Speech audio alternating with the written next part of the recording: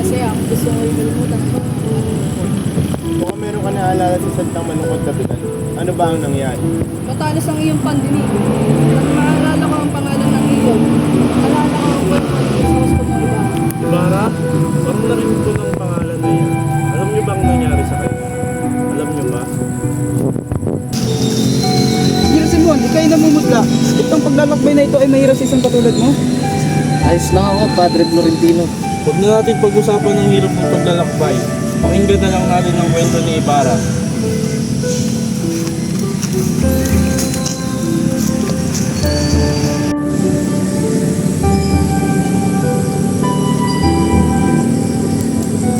Si Ibarra ay anak ni Rafael Ibarra na nag-aaral sa Europeo.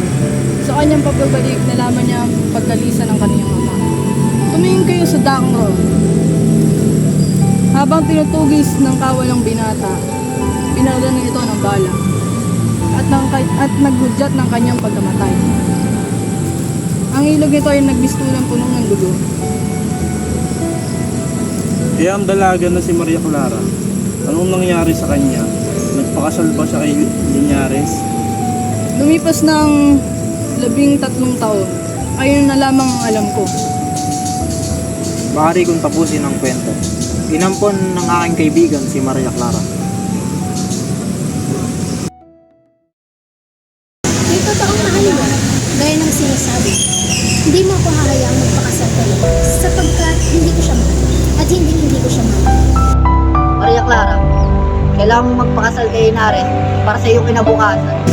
Ikaw ang dapat mong malaman para sa kaya namin para nalagpasan lahat.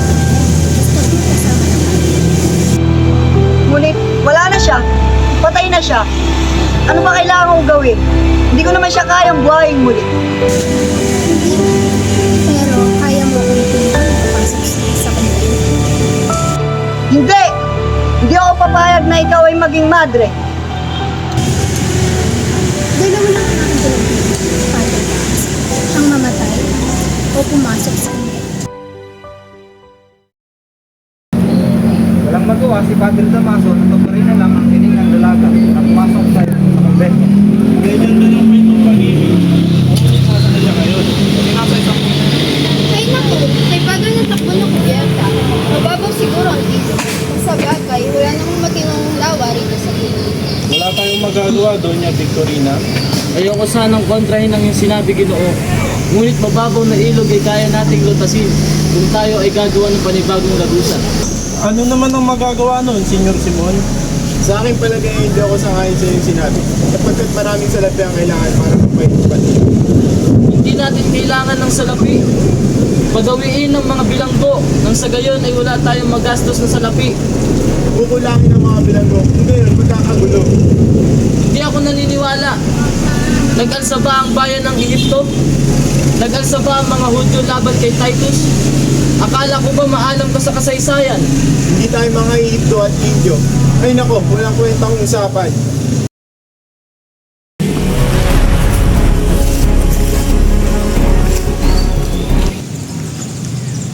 Kaya natin ipatayo ang Akademya ng Wikang Kastila, Kapitan Basilio. Parang nasabi yan. Binigyan namin si Padre Irene ng regalong kabayo. At nangako siya na makikipagkita siya sa Kapitan General. At ang mayaman na si Macaraeg ay nagalok na kanyang lumang bahay. Bakit hindi ko labis maintindihan? Ipinipilit niyo ang wikang Kastila. Sa panahon ko, Latin ang pinag-aaralan, hindi wikang Kastila. Ako'y mauuna na sa inyo at marami pa akong lalakarin. Mag-ingat ka, Kapitan. Sige, diyan na kayo. Si Kapitan Basilio, hindi talaga siya naniniwala sa modernisasyon. Ganyan naman lahat ng may edad. Oo nga pala, ano nga pala sabi sa inyo ni Padre Florentino tungkol sa inyo ni Paulita? Pahig naman siya. Sa totoo lang, sinasabihan niya ako lagi tungkol sa kasal. Ang masama lang na sabi niya kay Paulita ay ang kanyang tiya na si Doña Victorina. Oo nga eh. Nais niyang hanapin ang kanyang asawa. Huwag mo akong kaawaan ng iyo. Hindi naman gaano kalaya ang bahay ni Hernandez. Kaya pa rin makipag-isita. Kung bumalik man po ang aking ama, pakisabi na lang po na pumasok na ako sa kumpleto. Alis na po ako.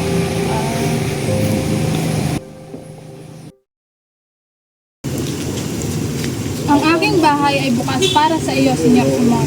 Maraming salamat, Kabesan Tales. Ang aking susunod na plano ay papuntang San Diego. Sa tingin mo ba na kaya kong ipagtanggol ng aking revolver sa mga gwardiya sibil? Hindi ako sigurado, Senyor, sapagkat ang kanilang mga revolver ay simple at malakas. Tama, ngunit ang aking revolver ay kaya silang talunin. Nakikita mo ba ang puno na iyon? Kahanga-hanga, ang iyong revolver ay napakalakas. Nabili ko pa itong revolver na to sa ibang bansa, Kabesan Tales. Kung may nagugustuhan kang sinang, huwag kang magpahalata dahil tataasan ni Simon ang kanyang presyo. Tama. Matalas ang pag-iisip niya pagdating sa negosyo. Ito ang pinakaunang pagkakataon na ipapakita ko ang mga alahas na ito sa buong mundo. Napakagandang alahas. Ang kayamanan ang sisira sa iyo, ginang sinang. Isang dakot nito ay maaaring malaking porsyento sa ating bayan at mahuhuwing luhaan. Tama si Senyor Simon. Tama, ang kayamanan ay maaaring maging dahilan sa masasamang bagay sa buhay. Ako rin ay bumibili at nagbibenta ng alahas. Mayroon ba kayong maiaalok sa akin? Wala akong maiaalok sa iyo, Senyor Simon, sapagkat ang aking mga alahas na naitabi ng aking anak ay naibenta na. Mali ka, Kabesang Tales. Merong iniwan si Julie na lakit na ibinigay sa kanya ni Basilio. Ang lakit na yun ay mahalaga kay Julie. Sa totoo lang, mas pinili niyang magpaag kaysa mawalay sa langit ng malakad. Maria Clara? Oo, Senyor Simon. Paano na pa sa kamay ni Basilio ang lakit na iyon? Ang kwento ay binahagi ni Maria Clara sa taong may ketong dahil sa awa. At ang taong iyon ay ginamot ni Basilio at binayaran siya gamit ang lakit. Kabesang Tales, hindi ko pa nakikita ang lakit ngunit gusto ko na itong bilhin sa halagang 500. 500? Kinakailangan ko munang kausapin ang aking anak. Babalik ako bago makita. Ako'y mag-aantay, Kabesang Tales.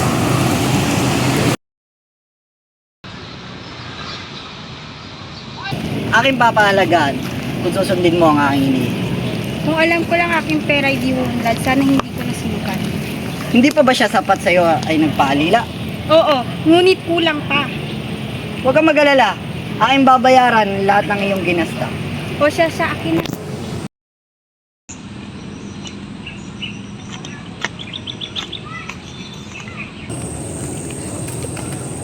Julie? Basilio, halika, tumupo ka dito.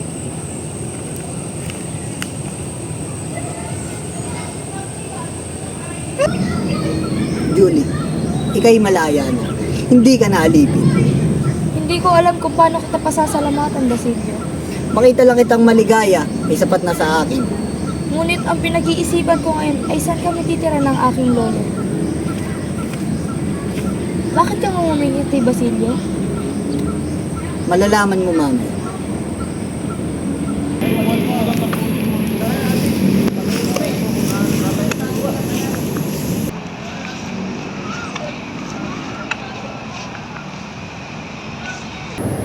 Julie, ito ang iyong bagong tirahan.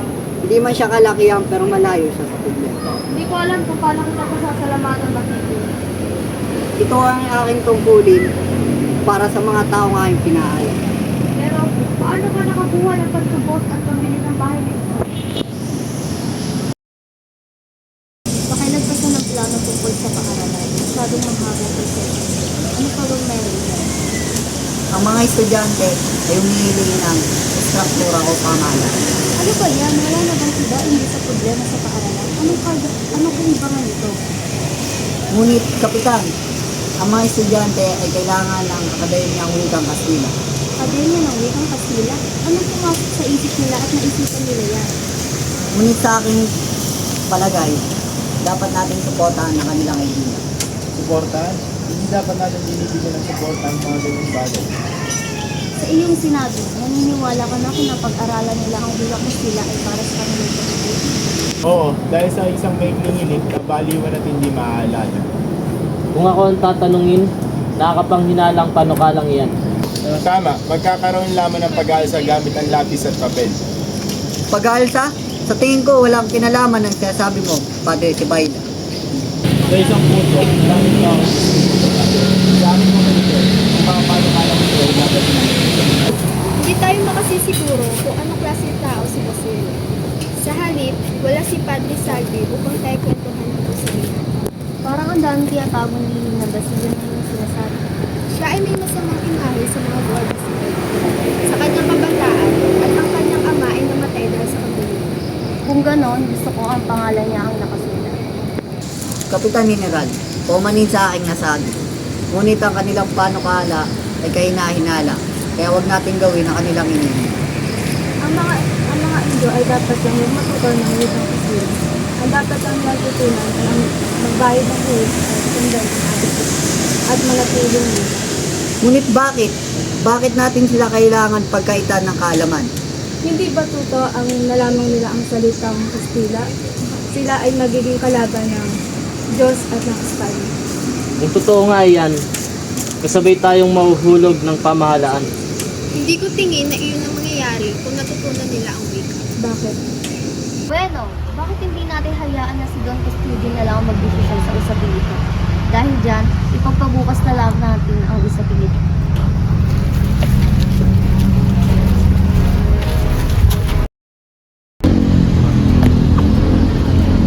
Saan nga si Makaray? Ano ang magpapatagal sa kanya? Magsiya mga kaibigan, tayo nagtagumpay.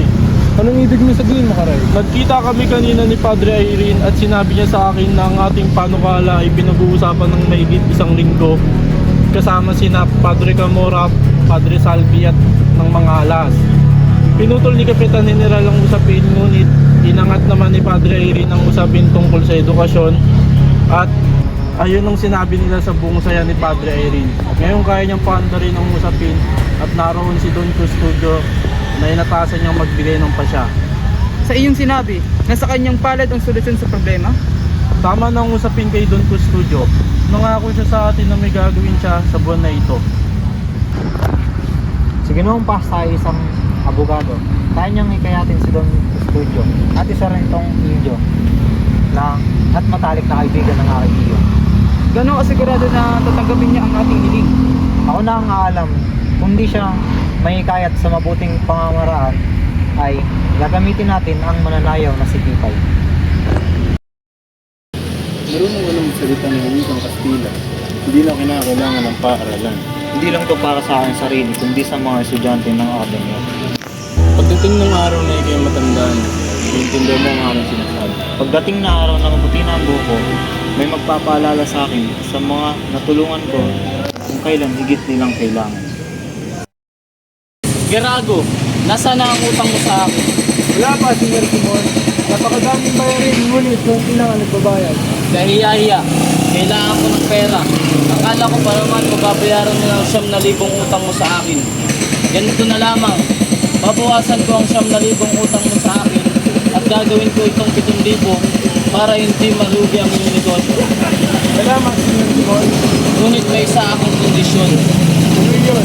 Papatago ako ng armas sa iyong tindahan ngayong gabi dahil hindi na sila kasya sa aking tahanan. Huwag kang matakot dahil ilalabas ko ang mga armas ko isa papunta sa aking tahanan. Kung sila ay may hawak na baril, tayo ay makakalikom ng maraming pera para sa kanilang paglabas. Lahat ito ay nakaplano na.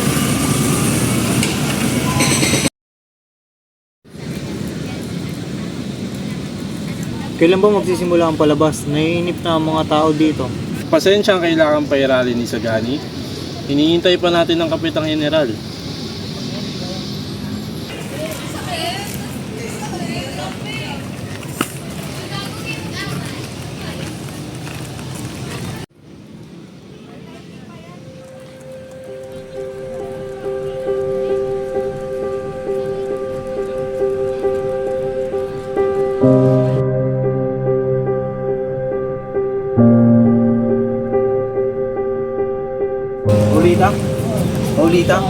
Paulita, ano ibig sabihin nito? Meron na ba resulta, Makaraig? Pumayag na silang tumulong. Pinapalagaan nila ang pinapakita ng mga estudyante sa pag-aaral. di tayo ay nagtagumpay. Hindi pa, Pekson, hindi pa natin masasabi na tayo nagtagumpay. Ang mga praile ay nagpapahayag at nagpaplano pa ng korporasyon. Makakatulong lang tayo sa pagtakbo ng akademya sa paglaganap ng pondo na ibibigay sa napiling korporasyon.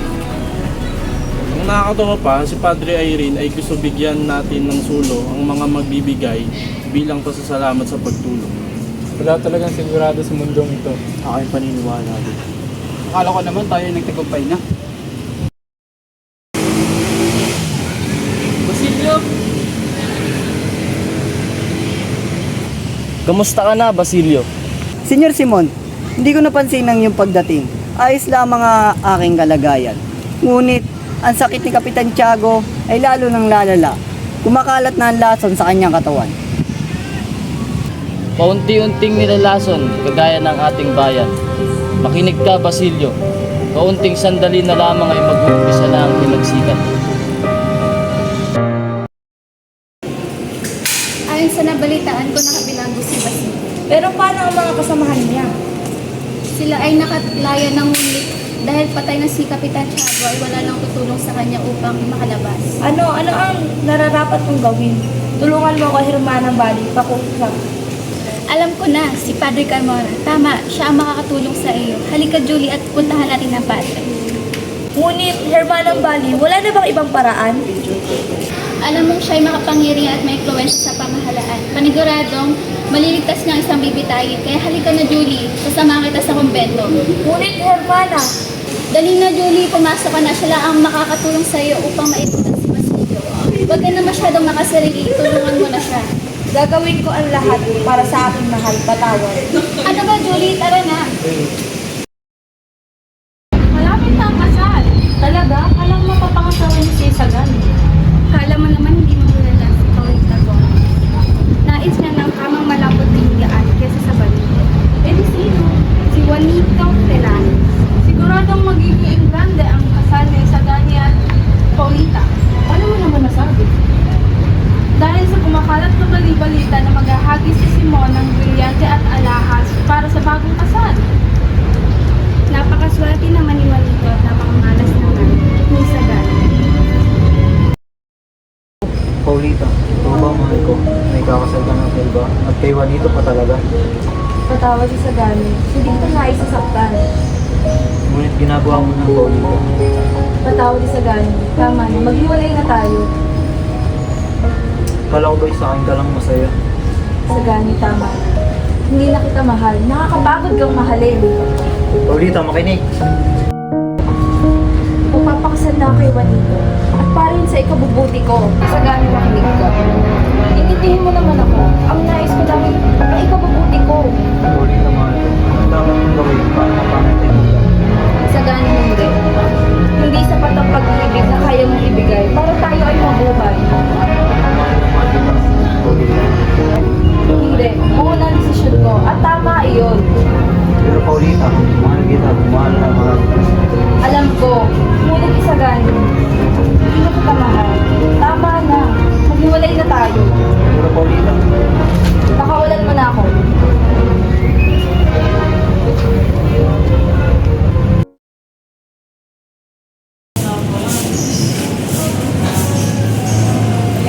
Maaari ko bang makita si Senior Simon? Halika.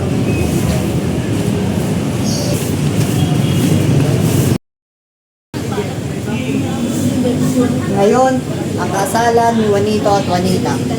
Gaganapin ito sa lumang bahay ng Kapitan Tiago. At ang mga bisita dito ay may kinalaman sa pamahalaan. At ngayon gabi rin ang huling pamamahala sa Maynila. Sa iyong tingin, kailangan ba ng bagong kasal ng liwanag? Hindi naman siguro sila habang buhay ng sabi. Paumanhin, mayroon akong mahalagang pagpupulong ngayong gabi. Maganda siguro siya, Senyor Simon. Kung yung sinasabi mo ay nasa isip ko, nagkakamali ka. Hindi ako maubulog sa tawag ng pag-ibig.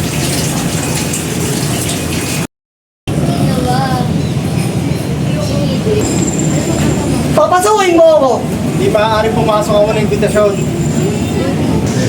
Papasukin mo ako! Hindi ka maaaring pumasok. Ano nangyari dito? Wala po, Senyor Simon. Si Escolta, dali! Mo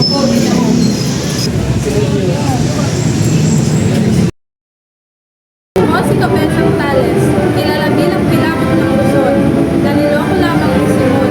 Sa sandaling mahuli ko siya, pagbabayaran niya ang ginawa niya sa ating mga kasamahan.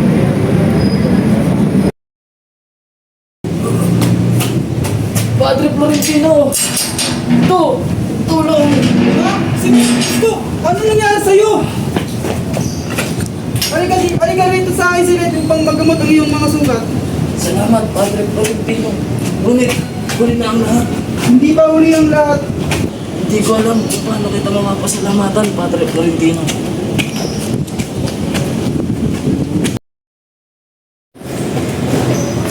Padre!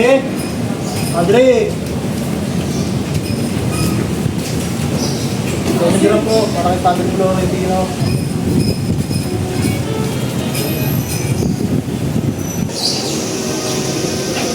O akala ko natutulog ka, Senyor Simon. Kamusta ang iyong pakiramdam? Ano yan, Padre Florentino? Ito, isang telegrama. Ano ang nilalaman? Ayon dito, ikaw ay dadakating sa paglubog ng araw.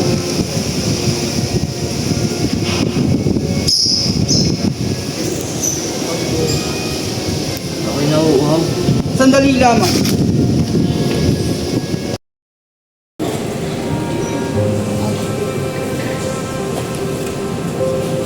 Wala nang saysay ang lahat. Kailangan ko nang wakasan ang buhay kong ito. Bagay, ano nagawa ninyo, Senyor? Nagkaroon ako ng sakit. Galubang sakit. At alam ko na hindi na ito magtatagal. Uminom ako ng maraming lason upang hindi ko na maramdaman ang lungkot at sakit. Alam ng Diyos na lahat tayo nagkakamali, Senyor Simon. Kaya ikay pinapatawad niya na. Sa tingin mo, ang ating bansa ba ay umuunlad? Ang Diyos ay ang katarungan at kaawaan. Kaya hindi natin pwedeng questionin ang kanyang ginagawa. Bakit niya ako pinipigilan sa aking mga balak? Pag ako ay nagtagumpay, makukuha rin natin ang kalayaan. Baka nakita niya na walang katarungan sa iyong pamamaraan para makuha ang kalayaan. Tanggap ko ang iyong paliwanag. Ngunit bakit hindi niya kayang parusahan ng mga taong may gawa para ako ay maghimagsik? Huwag natin siya sisihin, Senyor Simon. Dadating din ang kanilang mga karma. Salamat, Padre Florentino. Sana ay manatili ka pang buhay hanggang sa makamtan ng bayan na ito ang kalayaan. Nagbibigay kasi yan sa akin na mayroong katulad mo, Senyor Simon. Bihira na lamang ang mga tao na mayroong ugaling katulad mo.